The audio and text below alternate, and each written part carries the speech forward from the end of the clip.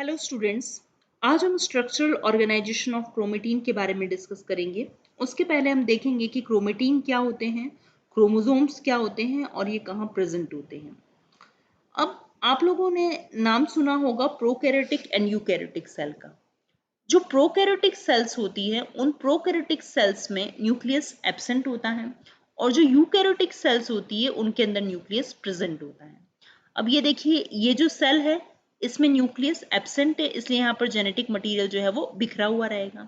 और जो eukaryotic cell होती है उनके अंदर क्या होता है, वेल डिफाइंड न्यूक्लियस प्रेजेंट होता है और यहाँ पर क्या होती है, न्यूक्लियर मेम्ब्रेन भी प्रेजेंट होती है और यहाँ पर इसमें जेनेटिक मटेरियल प्रेजेंट होता है। क्लियर? तो आप क्या देख रहे हैं कि यूकैरियोटिक के अंदर तो वेल डिफाइंड न्यूक्लियस प्रेजेंट है जिसमें न्यूक्लियर मेम्ब्रेन भी है, जबकि प्रोकैरियोटिक सेल में क्या है, सिर्फ न्यूक्लियर रीजन है जहां पर कि जेनेटिक मटेरियल प्रेजेंट होता है। अब जो नॉन डिवाइडिंग सेल्स होती हैं,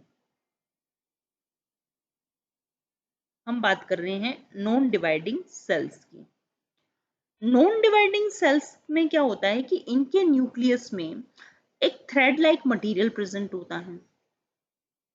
ये थ्रेड लाइक मटेरियल प्रेजेंट है। इस मटेरियल को हम क्या कहते हैं, क्रोमेटीन कहते हैं। इसे हम कहते हैं क्रोमेटीन। अब ये क्रोमेटीन डीएनए और प्रोटीन्स का बना होता है। क्लियर?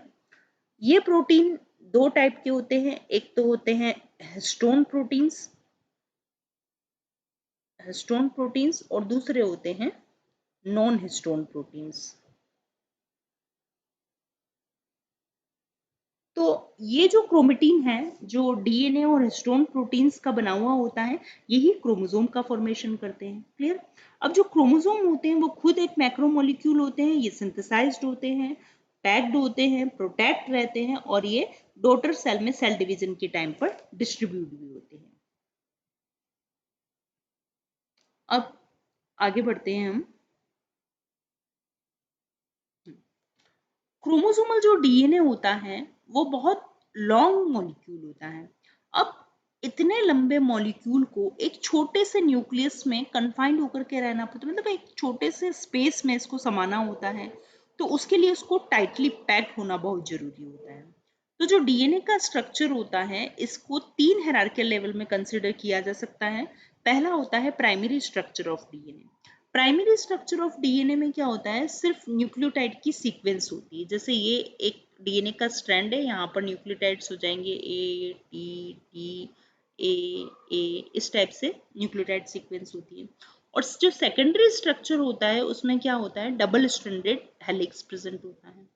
और टर्शरी स्ट्रक्चर में हायर ऑर्डर की क्या हो जाती है, फोल्डिंग हो जाती है और उस फोल्डिंग के कारण डीएनए एक छोटे से स्पेस में पैक होकर के रह जाता है। तो डीएनए पैकेजिंग क्या है कि डीएनए पैकेजिंग एक ऐसा प्रोसेस होता है जिसमें डीएनए टाइटली पैक हो जाता है और टाइटली पैक इसकी पैकेजिंग होकर के ये सेल के न्यूक्लियस में फिट हो जाता है। क्लियर? अब आगे बढ़ते हैं हम। अब जो टर्शरी स्ट्रक्चर होता है डीएनए का, उसमें एक सुपर कॉइलिंग होती है। अब जब डीएनए में ओवरबाउंड और अंडरबाउंड होते हैं तो उसके कारण क्या होता है, स्ट्रेन आता है डीएनए के मॉलिक्यूल पर और उसके कारण क्या होती है, सुपर कॉइलिंग होती है। ठीक है? तो कोई भी टर्न्स जो होते हैं डीएनए के मॉलिक्यूल में, उनको ऐड और रिमूव करने के लिए एनर्जी यूज में आती है। अब जब स्ट्रेन मॉलिक्यूल पर आता है तो उसके कारण हेलिक्स की सुपर कॉइलिंग होती है। सुपर कॉइलिंग मतलब होता है वो अपने आप पर ही ट्विस्ट होता है। जो डीएनए के मॉलिक्यूल्स ओवर रोटेट होते हैं वो पॉजिटिव सुपर कॉइलिंग को एग्जिबिट करते हैं और जो अंडर रोटेट होते हैं वो नेगेटिव सुपर कॉइलिंग को एग्जिबिट करते हैं। अब सुपर कॉइलिंग ही एक ऐसा सॉल्यूशन है जिसके कारण एक छोटे से स्पेस में डीएनए समा सकता है। तो ये एक पार्शियल सॉल्यूशन है जिसमें डीएनए की पैकेजिंग होती है और ये सुपर कॉइल्ड डीएनए जो है वो लेस स्पेस को ऑक्यूपाई करता है रिलैक्स डीएनए के कंपैरिजन में। अब इस वीडियो में आप डीएनए की सुपर कॉइलिंग को देखेंगे, कैसे पॉजिटिव सुपर कॉइलिंग होती है और कैसे नेगेटिव सुपर कॉइलिंग होती है। अब ये पॉजिटिव सुपर कॉइल्ड है और ये नेगेटिव सुपर कॉइल्ड डीएनए, ये रिलैक्स डीएनए है। अब यहाँ आप देखेंगे कि किस टाइप से इसकी फोल्डिंग होती जा रही है, सुपर कॉइल होती जाती है। तो ये पॉजिटिव सुपर कॉइलिंग थी और ये यहाँ पर नेगेटिव सुपर कॉइलिंग हो रही है, ठीक है। तो वो फर्स्ट में हमने ओवर बाउंडिंग देखी थी और इधर अपन अंडर बाउंड यहाँ पर देख रहे हैं, मतलब सुपर कॉइलिंग में क्या हो रहा है, पॉजिटिव और नेगेटिव सुपर कॉइलिंग हो रही है। अब एक एंजाइम होता है टोपोआइसोमरेज एंजाइम। टोपोआइसोमरेज एंजाइम क्या करता है कि डीएनए पर जो रोटेशंस होते हैं, डीएनए से जो रोटेशन है उनको ऐड और रिमूव करने का काम करता है। और वो कैसे रिमूव करता है और ऐड करता है, तो टेम्परेरी वो न्यूक्लियोटाइड स्ट्रेन को ब्रेक करता है, वहां निक बनाता है। तो उस निक बनाने के बाद में क्या होता है कि वो जो एंड्स होते हैं, उसके जो सिरे होते हैं, तो वो एक दूसरे के ऊपर ही रोटेट करते हैं और फिर इन ब्रोकन एंड्स को वो रिजॉइन कर देता है। तो ओवर रोटेशन और अंडर रोटेशन होने के कारण जो डीएनए डबल हेलिक्स पर ही हो रहे हैं, उन्हीं के ओवर रोटेशन और अंडर रोटेशन हो रहे हैं। तो उससे क्या होता है, मॉलिक्यूल पर स्ट्रेन आता है, जिससे सुपर कॉइलिंग होती है। सुपर कॉइलिंग टोपोआइसोमरेज एंजाइम से कंट्रोल होती है और जो मोस्ट सेलुलर डीएनए होता है वो नेगेटिवली सुपर कॉइल होते हैं। और जिससे क्या होता है कि रेप्लिकेशन और ट्रांसक्रिप्शन के टाइम पर न्यूक्लियोटाइड का सेपरेशन इजीली हो जाता है और जिससे डीएनए स्मॉल स्पेस में पैक हो जाता है। अब इस वीडियो में आप देखेंगे टोपोआइसोमरेज एंजाइम कैसे काम करता है। टोपोआइसोमरेज फर्स्ट ए एंजाइम और फर्स्ट बी एंजाइम, इनका क्या काम होता है वो सबसे पहले हम देखेंगे। अब आप इस वीडियो में क्या देखेंगे कि इस वीडियो में जो लीनियर डीएनए था, लीनियर डीएनए लाइगेज एंजाइम के थ्रू जुड़ जाता है और लाइगेज एंजाइम के थ्रू जब लीनियर डीएनए जुड़ जाता है तो वो क्या बन जाता है, एक सर्कुलर डीएनए बन जाता है। अब आप यहाँ देखिए, ये बन गया है, लाइगेज एंजाइम से जुड़ गया और ये क्या बन गया है, सर्कुलर डीएनए बन गया। अब रिथ क्या होते हैं, अब जैसे यहाँ आप देखेंगे कि ये डीएनए जब यहाँ फोल्ड हुआ है, तो फोल्ड हुआ तो यहाँ एक बार फोल्डिंग हुई है, तो यहाँ रिथ कितनी हुई, 1 हुई, ठीक है। जब इसको एक बार फिर फोल्ड करेंगे तो यहाँ कितनी रिथ हो जाएगी, रिथ हो जाएगी 2। तो इस एग्जाम्पल में रिथ कितनी दिख रही है, 1 और 2 रिथ दिखती है। अब टोपोआइसोमरेज एंजाइम क्या करता है, जब इस टाइप से इसकी फोल्डिंग हो जाती है तो टोपोआइसोमरेज फर्स्ट ए एंजाइम जो है वो नेगेटिव सुपरकॉइल को रिलैक्स करता है। तो वो कैसे करता है, सबसे पहले इसने यहाँ कट बनाया, कट करके इसको रिलैक्स किया और उसके बाद में इसकी अनफोल्डिंग हो गई और फिर इसको इसने वापस से रीजॉइन कर दिया, ठीक है। तो फर्स्ट है तो नेगेटिव सुपरकॉइल को रिलैक्स करता है और फर्स्ट बी जो है वो नेगेटिव और पॉजिटिव सुपरकॉइल दोनों को रिलैक्स करता है। तो इसने यहाँ से कट बनाया और फिर इससे यहाँ पर इसकी क्या कर दी, अनवाइंडिंग की और फिर वापस से इसको रिजॉइन कर दिया। तो पॉजिटिव और नेगेटिव सुपरकॉइलिंग दोनों को रिलैक्स करने का काम करता है। और टोपोआइसोमरेज सेकंड एंजाइम जो है वो एटीपी का यूज करता है। यहाँ पर एटीपी की रिक्वायरमेंट होती है, मतलब एनर्जी की रिक्वायरमेंट होती है। और जब यहाँ पर एनर्जी चाहिए तो उससे क्या होगा, जब एटीपी काम में आता है तो यहाँ पर एडीपी रिलीज होती है, मतलब एडिनोसिन डाइफॉस्फेट रिलीज होता है। क्लियर। तो यहाँ पर हमने क्या देखा, ये टोपोआइसोमरेज किस तरीके से काम करता है। अब नेक्स्ट हम बात करते हैं यूकैरियोटिक क्रोमोसोम्स की। यूकैरियोटिक क्रोमोसोम्स क्या होते हैं। अब हम देखते हैं कि जो यूकैरियोटिक क्रोमोसोम्स होते हैं उसमें इनॉर्मस अमाउंट ऑफ डीएनए होता है। अब जो सेल साइकिल की इंटरफेज स्टेज होती है, उस इंटरफेज स्टेज में तो ये अनकंडेंस्ड स्टेज में रहते हैं और जो मेटाफेज स्टेज में आते आते कंडेंस्ड हो जाते हैं और ये डिस्टिंक्टली यहाँ पर विजिबल होते हैं मेटाफेज स्टेज में। ये जो क्रोमोसोम आपको दिखाया गया है मेटाफेज स्टेज का क्रोमोसोम दिखाया गया है।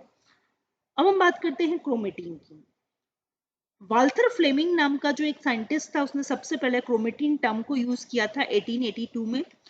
अब क्रोमेटिन जो है ये किससे मिलकर के बना होता है, डीएनए और प्रोटीन से मिलकर के बना हुआ होता है और ये डीएनए और प्रोटीन ही मिलकर के यूकैरियोटिक क्रोमोसोम का फॉर्मेशन करते हैं। तो 5 टाइप के पॉजिटिवली चार्ज प्रोटीन होते हैं, हिस्टोन प्रोटीन, जिसमें H1, H2A, H2B, H3 and H4 होते हैं। और नॉन डिवाइडिंग सेल्स में 2 टाइप के क्रोमेटिन होते हैं, यूक्रोमेटिन एंड हेटेरोक्रोमेटिन होता है, ठीक है। अब यहाँ पर हम देखते हैं हिस्टोन प्रोटीन्स कौन कौन से हैं, H1, H2A, H2B, H3 and H4 होते हैं। H1 लाइसिन रिच है, H2A slightly lysine rich, H2B slightly lysine rich, H3 arginine rich होते हैं और H4 भी आर्जिनिन रिच होते हैं। सबसे ज्यादा मॉलिक्यूलर वेट H1 का होता है, उसके बाद उसके बाद हम देखते हैं कि H3 का होता है और फिर H2A का होता है, फिर H2B का होता है, फिर H4 का होता है। तो सबसे ज्यादा मॉलिक्यूलर वेट H1 का होता है, क्लियर। अब आप यहाँ देखिए कि जो ये सारे हिस्टोन प्रोटीन्स हैं, अब इसमें से H2A, H2B, H3 और H4 ये डबल डबल होते हैं, मतलब इनकी दो दो यूनिट्स प्रेजेंट होती है। यहाँ देखिए, यहाँ H2A, H2B, H3 and H4 हैं, तो इतनी कितनी यूनिट इधर भी दिख रही है आपको। तो यहाँ देख सकते हैं आप, ये H2A, तो इधर भी H2A, इधर H2B, इधर भी H2B, H4, इधर एक और H4, इधर H3, तो इधर H3। तो इस टाइप से दो टेट्रामर मिल जाएंगे तो क्या बन जाएगा, ऑक्टामर बन जाएगा। तो ये क्या बन जाता है, हिस्टोन ऑक्टामर बन जाता है। ठीक है, अब इस हिस्टोन ऑक्टामर को यहाँ पर रेप करके कौन रखता है, इसको घेरे हुए कौन रखता है, डीएनए इसको घेर के रखता है। ठीक है, और यहाँ एक लिंकर डीएनए प्रेजेंट है। इस लिंकर डीएनए के पास में जो हिस्टोन प्रोटीन है, इसे हम बोलते हैं हिस्टोन H1। अब आप देखिए कि ये जो यूनिट है, हमने अभी हिस्टोन प्रोटीन्स के बारे में देखा है यहाँ पर, तो जो हिस्टोन ऑक्टामर और इसके साथ में एसोसिएटेड जो डीएनए है, ये मिलकर के क्या बनाते हैं, न्यूक्लियोसोम बनाते हैं। और जब ये न्यूक्लियोसोम हिस्टोन H1 से कंबाइन हो जाता है तो क्या बन जाता है, क्रोमेटोसोम बन जाता है। ठीक है, अब ये जो हिस्टोन H1 है, ये लिंकर डीएनए के पास में प्रेजेंट है, इसलिए इसे हम लिंकर हिस्टोन भी कहते हैं। इसका एक सिरा तो लिंकर डीएनए से जुड़ा हुआ रहता है और दूसरा सिरा जो है वो डीएनए का जो सेंट्रल रीजन होता है उससे जुड़ा हुआ रहता है। ठीक है, हिस्टोन प्रोटीन बेसिक प्रोटीन होते हैं जिसमें लार्ज अमाउंट में लाइसिन और आर्जिनिन प्रेजेंट होता है, और ये मेनली 5 टाइप के होते हैं। अब इनका जो क्लासिफिकेशन होता है, उनके स्ट्रक्चरल डिफरेंस, मॉलिक्यूलर वेट और लाइसिन आर्जिनिन रेशियो पर डिपेंड करता है। तो 5 क्लासेस होती है इनकी, जो हम यहाँ पर डिस्कस कर चुके हैं, H1, H2A, H2B, H3 and H4। Clear. Non histone protein, जब हिस्टोन प्रोटीन को रिमूव कर दिया जाता है उसके बाद जो प्रोटीन्स बचते हैं उसे नॉन हिस्टोन प्रोटीन्स बोलते हैं। और scaffold protein, DNA polymerase, heterochromatin protein etcetera, ये सारे क्या है, कॉमन नॉन हिस्टोन प्रोटीन्स होते हैं। इनका हायर मॉलिक्यूलर वेट होता है और अप्रोक्सीमेटली 1.1 से 1.5 लाख डाल्टन होता है। इनकी नेचर एसिडिक होती है और मोस्टली एंजाइम की तरह काम करते हैं और जीन एक्शन को ये प्रमोट करते हैं। अब बात करते हैं डीएनए पैकेजिंग की। डीएनए की लेंथ लगभग 3 मीटर तक होती है, जिसको कि न्यूक्लियस में अकोमोडेट होना पड़ता है, क्योंकि न्यूक्लियस तो केवल कुछ माइक्रोमीटर ही डायमीटर में होता है, जबकि डीएनए तो लगभग 3 मीटर की साइज का है। तो इतने बड़े डीएनए को इस छोटे से न्यूक्लियस में पैक होना पड़ता है। तो इसको इसमें फिट होने के लिए इस डीएनए मॉलिक्यूल की पैकेजिंग की बहुत रिक्वायरमेंट होती है, इसको कंप्रेस होना बहुत जरूरी होता है। तो इसका जो कंप्रेशन होता है, इसका जो कॉम्पैक्ट स्ट्रक्चर हो जाता है इसके डीएनए का, उसे हम बोलते हैं क्रोमेटिन। ठीक है, तो इनिशियल स्टेज पर जो डीएनए पैकेजिंग होती है उसमें डीएनए रिड्यूस्ड होकर के 11 नैनोमीटर फाइबर का होता है, जो अप्रोक्सीमेटली 5 to 6 फोल्ड कॉम्पैक्शन के डिनोट करता है। ये किस टाइप से अचीव होता है, न्यूक्लियोसोम ऑर्डर ऑफ पैकेजिंग से। तो 3 ऑर्डर की डीएनए पैकेजिंग होती है, इसमें first order of DNA packaging में न्यूक्लियोसोम होती है, second order DNA packaging solenoid fibre से होती है, और थर्ड ऑर्डर डीएनए पैकेजिंग इसके फोल्ड लूप से होती है। क्लियर। अब आप यहाँ देखिए, ये short region of DNA double helix है, ये 2 नैनोमीटर साइज है यहाँ पर इसकी। उसके बाद में जो सेकंड स्टेज आती है वो इस स्ट्रिंग पर बिट्स की तरह दिखती है यहाँ पर, तो बिट्स ऑन स्ट्रिंग स्टेज होती है, और यहाँ इसकी साइज हो जाती है 11 नैनोमीटर। क्लियर। फिर वापस से इसकी फोल्डिंग हुई और सारे पास पास में न्यूक्लियोसोम यूनिट्स आ जाती है। तो यहाँ पर हम देख सकते हैं कि इसको आप यहाँ देखिए, ये लिखा है 30 nanometre chromatin fibre of packed nucleosomes. अब ये पैकेजिंग हो गई, पैक्ड न्यूक्लियोसोम्स हो गई है, और यहाँ साइज कितनी होगी, 30 नैनोमीटर। उसके बाद में फिर आप देखते हैं section of chromosomes in an extended form. ये एक्सटेंडेड फॉर्म में इसका क्रोमोसोम का सेक्शन दिखता है और इसकी साइज हो जाती है 300 नैनोमीटर। उसके बाद कंडेंस स्टेज आती है, 700 नैनोमीटर इसकी साइज हो जाती है। उसके बाद जस्ट इसकी डबल हो जाती है, मतलब ये और भी ज्यादा कंडेंस्ड हो जाता है और 1400 नैनोमीटर हो जाता है, और ये क्या बन जाते हैं, माइटोटिक क्रोमोसोम बन जाते हैं। क्लियर। तो यहाँ आप देखिए 2 नैनोमीटर से 11 नैनोमीटर, 11 से 30, 30 से 300, 300 से 700 और 700 से 1400, और फिर क्या बन जाता है, क्रोमोसोम बन जाता है। तो यहाँ देखिए ये क्रोमोसोम हो गया। उसके बाद में ये कंडेंस स्टेज में क्रोमेटिन होता है, ये कंडेंस स्टेज में क्रोमेटिन, ये एक्सटेंडेड स्टेज क्रोमेटिन होता है, और ये न्यूक्लियोसोम यूनिट्स की पैकेजिंग हो जाती है यहाँ पर। ये बीट्स ऑन स्ट्रिंग स्टेज होती है, और ये डबल हेलिक्स स्टेज होता है। Clear. Next, first level of packaging. First level of packaging में हम न्यूक्लियोसोम के बारे में पढ़ेंगे। न्यूक्लियोसोम जो है, ये क्या है, फंडामेंटल पैकिंग यूनिट है। इसमें क्रोमेटिन के पार्टिकल की जो है वो पैकिंग होती है। और क्रोमेटिन की अपीयरेंस कैसी हो जाती है, जैसे कि एक स्ट्रिंग पर बिट्स लगे हुए हैं। देखिए आप यहाँ पर स्ट्रिंग पर बिट्स की जैसी अपीयरेंस आती है। अब हर एक न्यूक्लियोसोम यूनिट जो है वो डिस्क शेप पार्टिकल होता है और इसका जो डायमीटर होता है लगभग 11 नैनोमीटर का होता है और इसकी जो हाइट होती है वो 5.7 नैनोमीटर की होती है। तो यहाँ पर हम देखते हैं कि हर न्यूक्लियोसोम, ये जो न्यूक्लियोसोम यूनिट है यहाँ पर क्या है, ये ऑक्टामर्स है। तो जो H2A, H2B, H3 और H4 इन हिस्टोन प्रोटीन की दो यूनिट्स प्रेजेंट होती हैं। तो टोटल मिलाकर के जैसे अपन यहाँ देखते हैं H2A, H2B, H3 और H4, तो ये दो प्रेजेंट होते हैं। तो ये तो हुआ एक टेट्रामर, तो ऐसे दो टेट्रामर बन जाएंगे तो क्या हो जाएगा, एक ऑक्टामर का फॉर्मेशन हो जाता है। ठीक है, और ये क्या बना देते हैं, प्रोटीन कोर बना देते हैं और इसके चारों तरफ डीएनए रैप किया हुआ होता है इसको। तो डबल हेलिक्स डीएनए जो है वो इसको वो वाउंड होता है और इसके टर्न्स कितने होते हैं, इसके चारों तरफ 1 and 3/4 टर्न्स होते हैं, मतलब 1 and 3/4 टाइम्स जो है ये इसको रेप किए हुए रहता है ये। और इसकी जो यहाँ पर जो डीएनए प्रेजेंट होते हैं उसमें 146 बेस पेयर होते हैं। ठीक है, तो क्रोमेटिन में जो डीएनए है यहाँ आप देख सकते हैं कि ये जो न्यूक्लियोसोम का फॉर्मेशन हुआ है उसमें क्रोमेटिन में डीएनए एक कंटिन्यूस थ्रेड में एक्सटेंड हो जाता है न्यूक्लियोसोम टू न्यूक्लियोसोम में। तो यहाँ देखिए ये न्यूक्लियोसोम, तो यहाँ एक थ्रेड जो है उसमें ये एक्सटेंड हो जाता है यहाँ पर। तो हर न्यूक्लियोसोम बीट्स जो है वो नेक्स्ट जो बीट्स आएगी उससे एक लिंकर डीएनए के थ्रू सेपरेट रहती है। ये लिंकर डीएनए दिख रहा है और ये 54 बेस पेयर लॉन्ग होता है और इसमें single H1 histone protein molecule होता है। ये देखिए ये H1 है। तो जनरली डीएनए क्या करता है कि हिस्टोन ऑक्टामर्स के चारों तरफ दो कंप्लीट टर्न्स बना लेता है और ये 200 बेस पेयर के होते हैं और ये H1 मॉलिक्यूल की द्वारा सील्ड ऑफ कर दिए जाते हैं। ठीक है, अब अपन एग्जांपल के तौर पर देखें कि एक जो यूकैरियोटिक जीन है उस यूकैरियोटिक जीन में 10,000 न्यूक्लियोटाइड पेयर्स जो है वो 50 न्यूक्लियोसोम्स के साथ में एसोसिएटेड होते हैं। अब हम बात करेंगे न्यूक्लियोसोम की। न्यूक्लियोसोम को रोजर कॉर्नबर्ग ने सबसे पहले न्यूक्लियोसोम मॉडल दिया था। उन्होंने बताया था कि डीएनए और हिस्टोन रिपीटेड यूनिट्स में ऑर्गेनाइज होकर के न्यूक्लियोसोम बनाते हैं और nucleosome model most accepted model है क्रोमेटिन का और ये फंडामेंटल रिपीटिंग यूनिट्स है क्रोमेटिन की और बिट्स ऑन स्ट्रिंग ऑर्गेनाइजेशन होता है क्रोमेटिन का। और न्यूक्लियोसोम्स फोल्ड होकर के 30 नैनोमीटर क्रोमेटिन फाइबर बनाते हैं जो कि एक सीरीज ऑफ लूप्स में अपीयर होता है और ये पैक होकर के 250 नैनोमीटर वाइडर फाइबर को क्रिएट करता है और 250 नैनोमीटर फाइबर की हेलिकल कॉइलिंग से फिर क्रोमेटिन का प्रोडक्शन होता है। अब बात आती है सेकंड लेवल ऑफ पैकेजिंग की। इसे हम सोलेनॉइड भी बोलते हैं, सोलेनॉइड मॉडल भी बोलते हैं। ये सेकंड लेवल ऑफ पैकेजिंग है और इसको फिंच और क्लग ने प्रपोज किया था।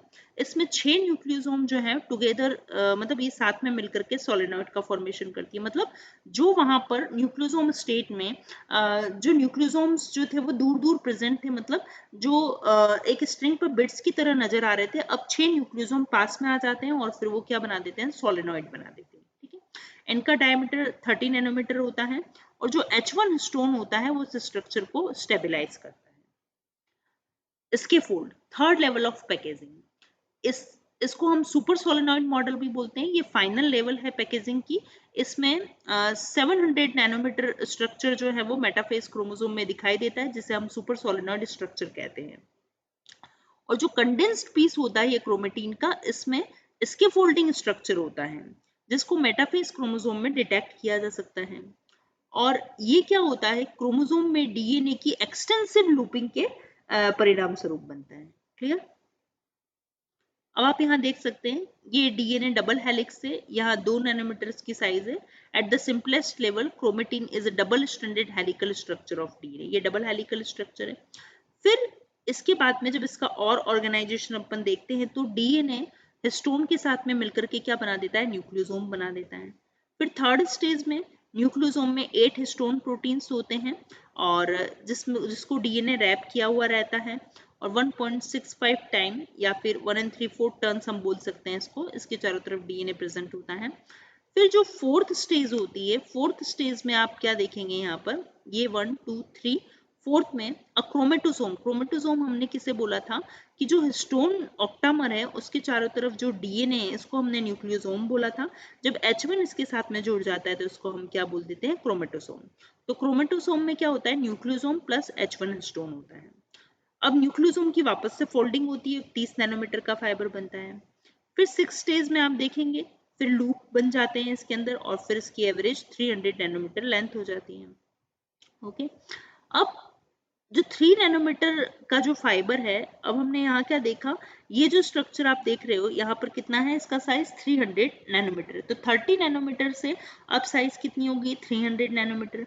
अब 300 नैनोमीटर कंप्रेस्ड हो जाते हैं, फोल्ड हो जाते हैं और ये 250 नैनोमीटर वाइडर फाइबर बना देते हैं।